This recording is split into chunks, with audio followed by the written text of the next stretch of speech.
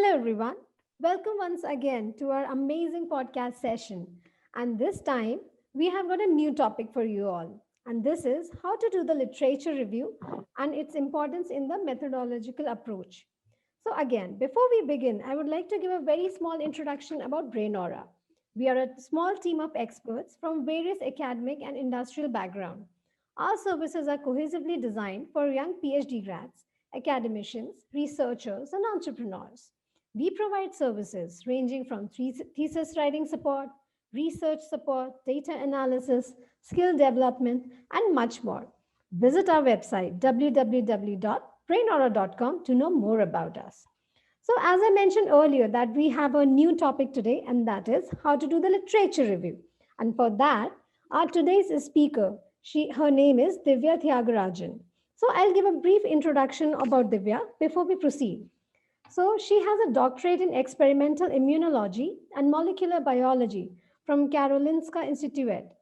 She is specialized in human autoimmunity and chronic inflammatory diseases for the past 10 years. She now has started working in a startup to develop a novel technology platform for future immunologists and cancer biologists. She is also a freelancer involved in proofreading and creating scientific content. So, hi Divya, welcome to our podcast session today. Thank you, Sheil. That was quite a great introduction for me, and I would like to thank Brain Aura and especially you for inviting me to this podcast session on literature review and its methodological approach. Uh, it's quite interesting to see how what we are going to discuss here. Awesome. So, Divya, the thing is like, as you're aware about what Brain Aura exactly is working on, so, we interact with a lot of our audience, and there are a lot of PhD grads that come to us and they keep on asking about different questions. So, what we generally do, we collate all those queries and questions and try to answer them in one go. So, it makes everyone's life easier. So here again, we have collated some of the popular questions, the common questions, which cater from the young PhD grads to someone who's quite experienced in their domain. So I'll start with the first question. So I would like to ask, what is exactly a literature review? So a literature review can think it as an overview or giving a critical review of an existing knowledge by compiling scholarly notes from a lot of published sources and articles and books on a very, very specific topic. Okay. So literature review tells where the research in a particular topic has progressed and where we are currently at the moment. You can probably think in terms of a movie review, okay? Oh, so a movie review is done by a lot of YouTubers and television people. So if you think in that perspective, they take a movie, they talk about the movie, they review the movie, and also they give an impression about the movie. Okay. So that's what is the primary theme of literature review. You don't give any new information. You just try to get an overview of what is already existing and try to give your opinions and criticisms, or you try to feel where you try to fill in where the gaps are and point it out to the readers. So uh, that's what is all about literature review in general. Wow, I actually like the comparison with the movie review. It's like, it's a very beautifully drawn parallel for the literature review and the movie review. So thank you. That's a very interesting way to mention it. Yeah, I mean that's how you can when you think it in a very simple term, that's what happens here also. But what in literature review is you try to read a lot of articles and books and published papers, right? Yeah, But yeah. in movie review, just do one at a time. But here you try to compile a lot together and present it to the reader. True. Okay. So now I would also like to ask you, when does the author decide to go for a specific literature review? Uh, so think about a student who is starting to write his thesis, or starting to do with master thesis dissertations. Mm-hmm. So those are the primary people who will need to write the who will need to write the literature review, because when they start with writing or pondering on a particular topic, they need to know about an overview of what exactly has happened before, Mm-hmm. right? Yeah. If suppose, let me take my own example. I did my PhD in immunology. I worked on a specific antibody and Mm-hmm. how it could be treated against chronic inflammatory disease. So for me to understand, or for me to give an overview or to get an overview of what has happened so far, I try to go through almost all the different types of chronic inflammatory diseases, the different immune cells, and especially antibodies. How are they relevant to chronic inflammatory diseases? So I try to give an overview of all this, and finally I end with a question: why I need to do this specific research, or why I've taken this specific topic Okay. to during my masters or during my PhD. So it's like an introduction to the overall topic that you have taken. That's how you have to think it about. Okay. That's interesting. So, coming to my next question, I would also like to Hmm? know what are the different types of literature review? Yeah, that's quite a nice question. There are a lot of uh, different types which are available that you could use for your research or for your dissertation, but it all stems from the point: what is your research question? Okay. So if your research is trying to understand a particular drug, suppose a drug, then Yeah. you try to understand how the drug has been methodologically produced, or what has happened, how it's been produced. Or instead of asking what it has been produced, you ask a question how it has been produced. Then you try to do a methodological type of literature review. Okay. Suppose if you want to understand, if you're a social science person and if you want to understand about educational reform or immigration control, then you try to do an argumentative type of literature review, Okay. because then you try to see uh, what you can use to support or refute your particular argument in that type of review. Okay. If you want to make a new framework or perspective, then you try to use an integrative type of review. And Mm-hmm. if you want to bring a perspective of period of time, or something where a particular event or issue or concept has started, then you try to bring a historical type of review. Or if you want to give an in-depth idea of one particular question to report or collect or analyze the data, then you do a very systematic type of review. So these are like the five, uh, I would think like five important types. The one is methodological, Mm-hmm. argumentative, integrative, historical, and systemic. So mostly for the graduate students and PhDs, it comes under this type of review. But apart from that, you also have analysis like reviews like meta-analysis, where you use like a very complex statistical tool to bring in like different types of studies together.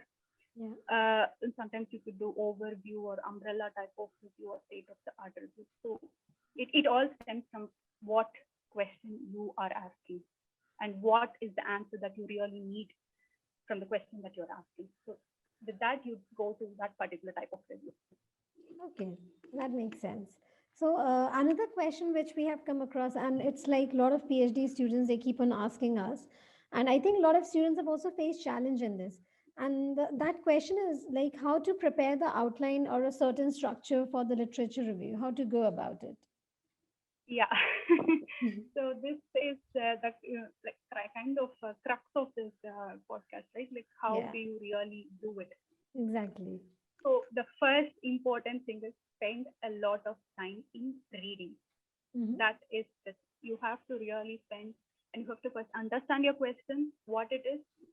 You can't simply like, probably it's about, let's say someone is trying to is working on technology development specifically in education system. Okay. So you have to understand the question first, like how the technological development has impacted on the development, or if it has put down the education system. So you have to first understand what kind of argument you're going to put in place, and then you have to do a lot of reading. Uh, but there are a lot of ways that you could start searching your articles or books, for example, like Google Scholar, Yeah. and you try to go through the abstract. So Mm-hmm. abstract is a uh, short, concise note of what the whole article is going to tell you about. So with Okay. that, you can just get a glance of uh, what is going to be there inside the articles, and so then you can decide if you should go inside and read the article, or you could stop short. And you have to first give a glance and see what are the important areas of your focus, and then Mm-hmm. you have to, if you see anything important, then you go read in depth, that is important for your study, and take notes of that. Okay. And based on that, you make an overview, organize and group the articles. So that Okay. can be a lot of different technology, that can be a lot of different methods of education that is existing now. But probably now, since after the COVID, the Yeah. online education is like more popular.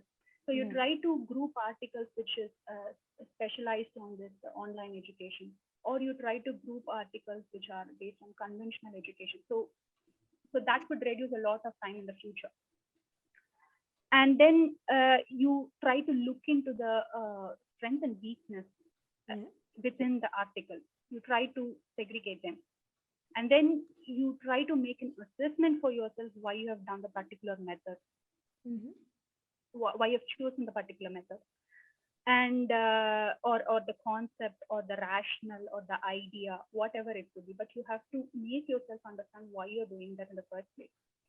And after reading the bunch of articles, you should also try to make a relationship among, like, the different studies which you have Yeah. gone through all these times. Mm-hmm. And then based on that, you have to make choices, Yeah. logical choices, and that would eventually lead, that you should eventually lead to a clear and concise argument, which should also look uh, or which you should make quite logical and coherent for the reader, Okay. or for yourself in the matter, in the first place. And also the most important point here is you have to identify the gap. Yeah. Like most of the literature review, they like suppose for the COVID medication, they could tell now they are using a lot of existing ones. So Mm-hmm. it would have been a lot of time taken if they are trying to just looking for something new. Okay. Probably just because if you're trying to look what is already existing and what can be used, that could save you a lot of time also. And now if you feel that this is not going to work out, then that becomes a gap in your, in your field of research. Yeah. Then you could understand where the gap is and what you could do to meet the gap, and accordingly you can give your review on the literature review. Hmm. Okay. So, So, yeah, and sorry. sorry, just a last point, like before uh, when you bring in all these points together, then you have to just structure your try to structure your review, and think how you're going to do it, if it is based on chronological order, or if it's going to be on a particular theme, or if it's going to be on a particular method. So you have to come to that conclusion while you're structuring, and that would make your whole review to be looking very structured and Okay. concise. Okay. So, in the initial answer, you mentioned like the students have to do a lot of research, like through Google Scholars and everything. So, do you think like the advantage of digital research has created any change, like from when you started your career and now when you look back? What do you think? Like offline research was more interesting sitting in the library or doing using digital platforms for the research that's more interesting, or how it I has think evolved? I think both has its own own values, I guess. Okay. So when you take about books, it's about it's it's about giving the basic understanding about a concept, or you know, and it also gives you a deeper understanding, or and also you get overview at a particular uh, concept. Like Okay. you could, if you because there will be a lot of authors who are composing it like different parts, and you could go through within a book you will have a lot and lot of information. Yeah. But when you take an article, it will be on a very very specific niche. Okay. And if you, I mean, I enjoy reading both the book as well as I mean, and the article by so, because when you're updating to a current trend, when you need a new when you're in this field of science, and you always going towards some new information, you always have to keep updated with the recent articles. So then I think reading articles is like and keeping yourself updated with the articles is like the most important thing. Yeah. And books, it will give you like a core of any subject, the core value, Yeah. True. and like a basic idea and principle of that particular subject, so that you Yeah. could get from the book. That's true. And I think while reading a book, it's very hard to, like, the person might have to read the entire book to find what they're looking for. While when you're searching, like, through the Google, it's easier to search and reach out to the exact point or the para the person might be looking at. So probably that could be another kind of a major aspect Yes, that comes yes. into the picture. Yeah, I probably forgot to mention this, but yeah, this is also, that's what I mean. Some people, they like to read Yeah, everything. They wanted to, so for them, it depends on your own questions that you're asking. true. Like when I was like doing this immunology courses, sometimes we have to read the entire book. That's like Yeah, the Bible of immunology. You have to read it. yeah, So I mean, in that case, yeah, I mean, if you have to get a thorough knowledge on a subject, then yeah, the book gives you more uh, advantage. But true. if you want to update yourself further, and as you said, if you want to go for a specific topic, then articles Yeah, are important, and it's concise also, so you could quite easily finish reading it in short. true. That's true. So, well, now coming back to the other question. So, what do you think are the basic elements of literature review? Uh, so when you're writing a literature review, or for that matter, while you're writing any kind of article, you need to have a proper introduction, a solid body part which contains all the elements that you think is important for the literature review, just a discussion and a conclusion. So as I said in the introduction, you have to give like a broad perspective or overview of the topic of why you are doing it. As I said, like when I did my dissertation topic, like you have to, when I did, I gave an overview of almost everything, right? Starting from the immune system, how the pathogens can invade our immune system, and why the antibodies are important, how it is important in terms of chronic inflammation, what is chronic inflammation, what are different types. So you try to uh, give like an overview of everything, Yeah, and then in the body of review, you you kind of argument, or you try to accept what another author has told, or you could try to be more critical on what on one particular book which the author has discussed about a particular topic. So you try to bring in like overall uh, like the critical view of the topic that you have taken into account. And you could also tell like how you can fill the gap with all Okay. this information. Where are the places where there is a lack in methodology, or where there it has to be strengthened more, where there is weakness in that Mhm. particular field of study. So those things you could put it in the body of this review. And in the conclusion, you can always link to your key questions with all the discussion that you have made, which would Okay. lead to the further research that you will be doing. Okay. So this is the main key elements in the review, literature review. Okay. So, continuing with this question, I would like to ask, is it mandatory to do a literature review for novel work? Absolutely. So Okay. let's say you are trying to find you're trying to start a new company. Won't you Yeah. make a market research and see what's been existing, who are all there, what is happening in this particular niche of the company that you wanted to start. You wanted to get an overview of what is existing in that particular field, right? So Yeah. that's what is the literature review will also give you. Okay. So when you're starting something novel, when you think you are going to find a new technology, it will be extremely unfortunate if someone has already done and you have not noticed it. So that literature review will give you a good guideline of where you are standing with respect to the technology or the compound that you're developing. Okay. So then this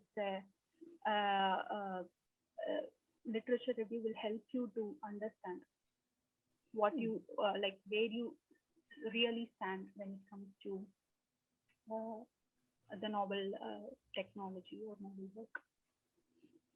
Okay. And then how to search the literature review effectively? So when there are many ways that you could do this, as you already mentioned, Google Scholar is one such Yeah. way to do it. And uh, there are also other uh, websites or places where you could search according to your own, you know, according to your field of expertise. Okay. So for a person who comes from who does like medicine related research, we usually go with PubMed or Scopus or Medline.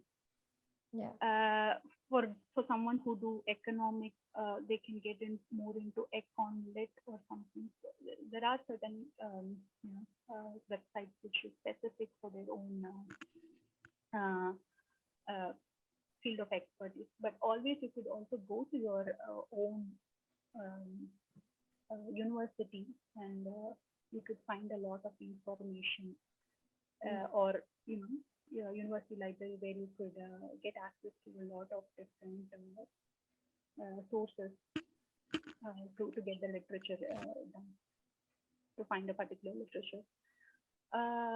And the best way that I would think is, mm, you try to uh, search for as much as possible, not Yeah. just focus on just one source like Google Scholar, or Yeah. don't stop with that, because you will be limited with the knowledge that you're getting just from Google Scholar. True. Sometimes the work that I find in Scopus will not be in Google Scholar, or sometimes the one in Google Scholar I will not get in Scopus. Uh, or sometimes the important information that I find in a particular book is not at all available anywhere else.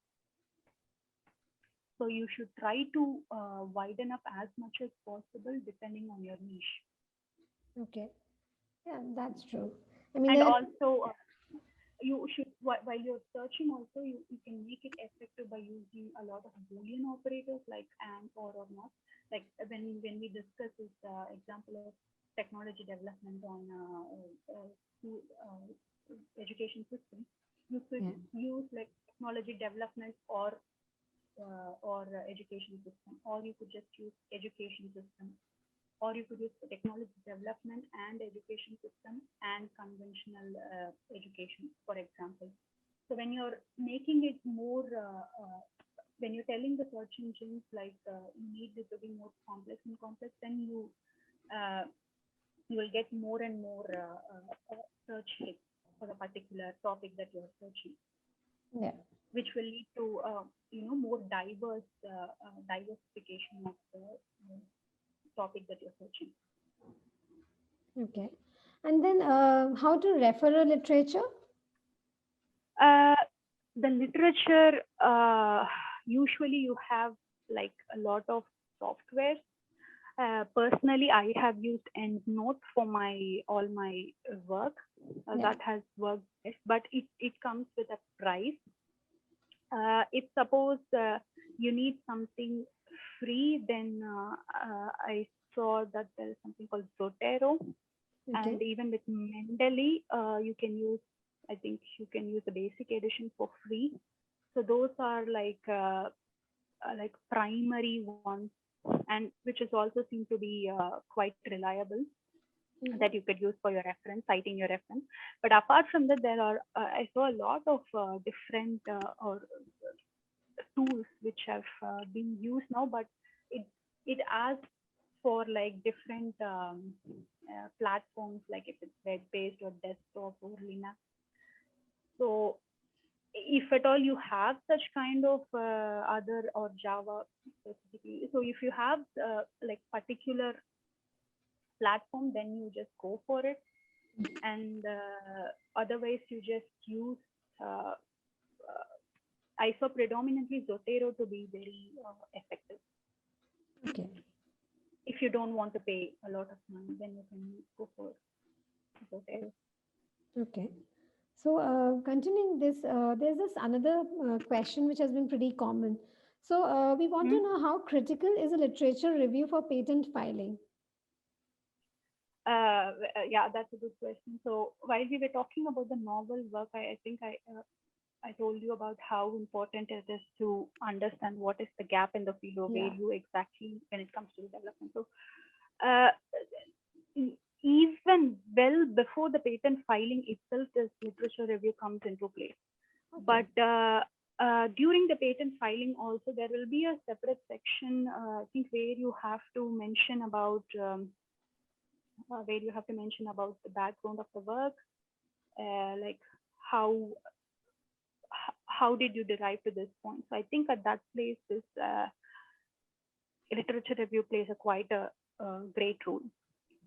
Okay. So it's important in that perspective. Uh, but also, uh, just I feel there is some gap in this when it comes to this patent filing. Like many they don't mention about the patents in their published articles, Okay. or the company which is making this new invention, they don't have the time to write about or publish about this patent. So you have only like certain sources to go and find if this work, this particular invention has been patented or not. So I think more and more the authors should also they should try to come out with publicizing their patents. Mm. And I mean, there are a lot of real life examples where they try to go and find the product, the compound or the technology, but only later, in the later stages, they'll come to know that this work has already been published, or I'm sorry, it's been patented. Okay. So all the money, time, Yeah. and the resources, everything will go in vain just Yeah. because of one single mistake that is not done enough, you know, review on this particular topic. But I mean, as I said, it's like on the problem is on both the sides.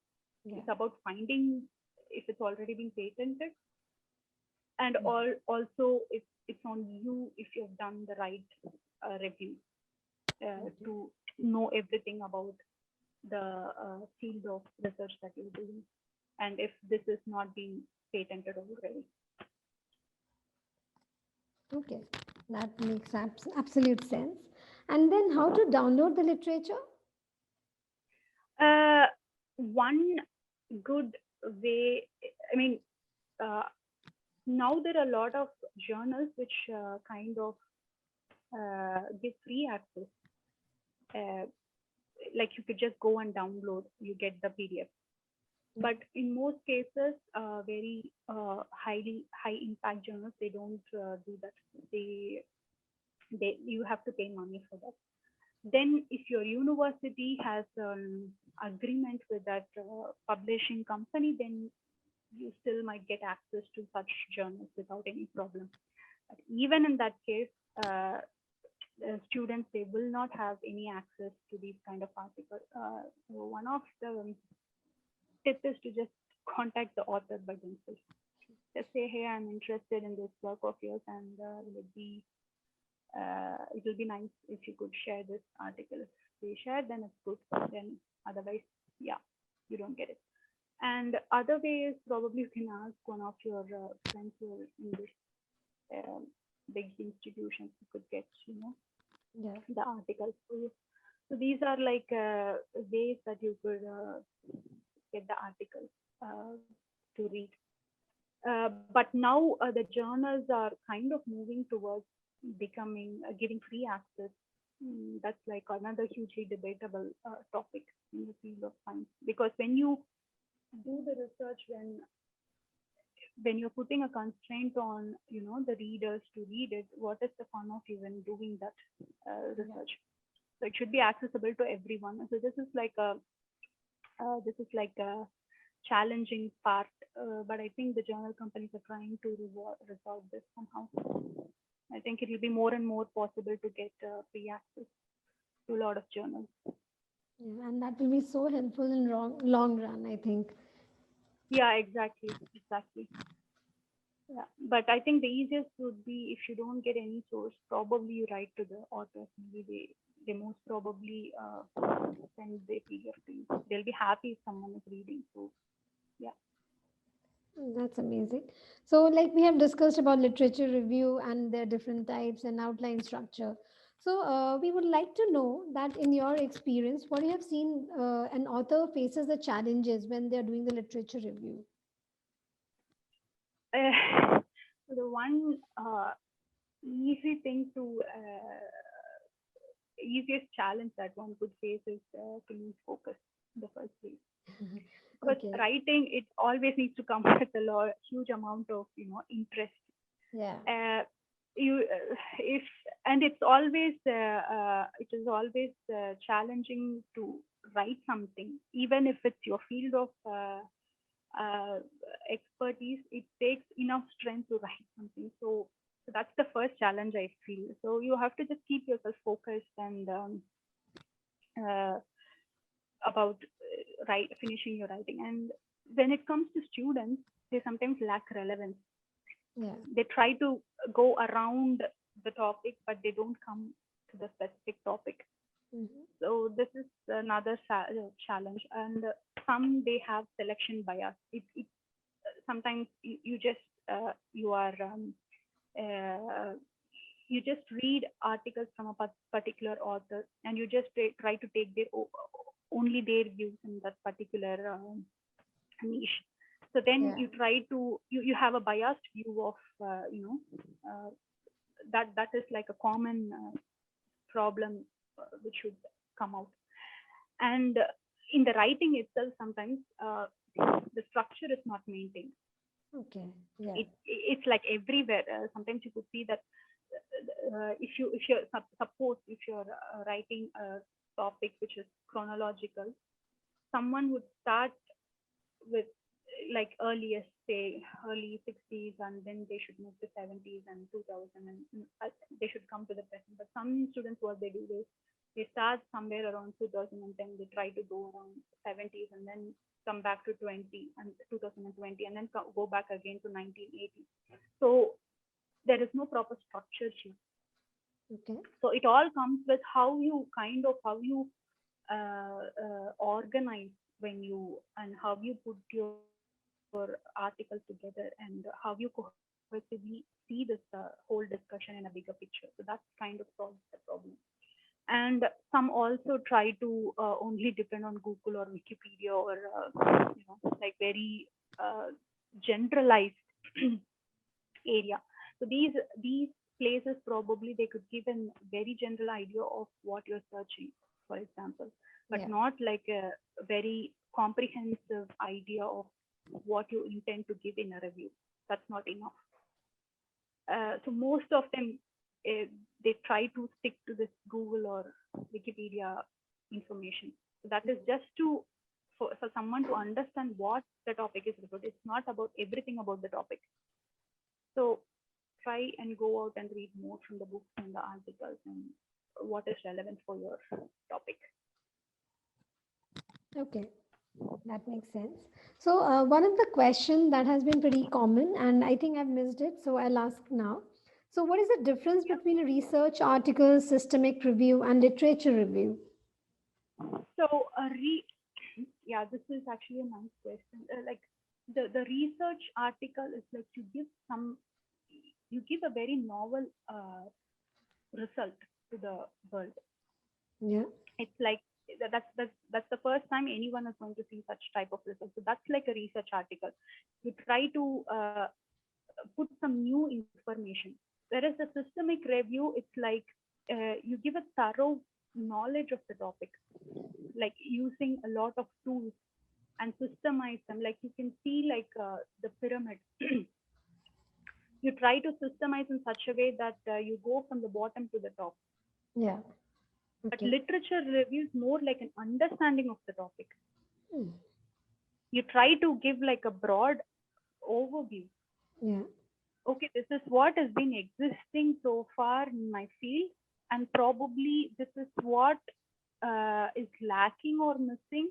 This is where things can be improvised, like something very generalized, Okay. but still very strongly you put forward things. Always think about this movie reviews. It's like you kind of give like an overview of what, Yeah. and you don't give any new idea here. Okay. Yeah. It's not that you're giving new idea here. You're not I'm sorry, not idea. It's not you're not giving any new results here. There is no novelty in literature review. There is only understanding of the topic. That difference you have to understand. Okay. That's a very good point, actually. So, we have covered a lot of points, like, whatever the questions revolving around literature review were asked to us. So, I think that is quite a helpful session. So, I would also like to know some final advice or suggestions that you can share with our audience while doing the literature review, something that you've come across in your experiences. Yeah. So writing review is always daunting. So Yeah. it's not for you. It's not for me. It's not even for a very experienced researcher or scientist or a person who's expert in the field. They feel it's a bit difficult to write something. So that's very common. So don't think it's just you always. Yeah. And think this as an exercise for you. It's a good writing exercise, and it's an exercise for you to know about the topic, to get exposed and try to frame questions here and there.